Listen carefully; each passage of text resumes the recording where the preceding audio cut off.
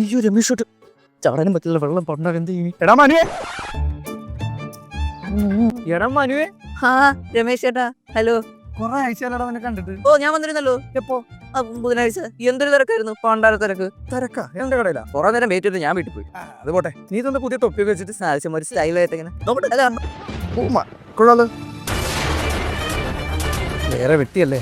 അത് രമേശ് ചേട്ടാ ബാംഗ്ലൂരായിരുന്നു പോകേണ്ടി വന്നു. അപ്പോൾ അവിടെ വെച്ച് ഇത് കണ്ടാലറിയടാ, കേരളത്തിലേതോ ബംഗാളി വെട്ടിയാണ്. പക്ഷെ കൊള്ളാം. ചേട്ടാ ഒരു ആവശ്യം വന്നപ്പോൾ പെട്ടെന്ന് ഞാൻ കടയിലോട്ട് വരണമെന്ന് വിചാരിച്ചതാ.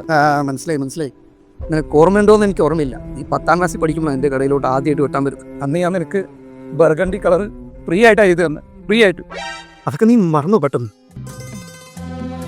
പിന്നെ അടുത്ത പ്രാവശ്യം ആ ബംഗാളിയോട് പറഞ്ഞേക്കണം, നിന്റെ ഇടത്തു ഭാഗത്ത് ഒരു ചുഴിയുണ്ട്, സൂക്ഷിച്ചില്ലെങ്കിൽ ചേന വെട്ടിയ ചോടിയിരിക്കും.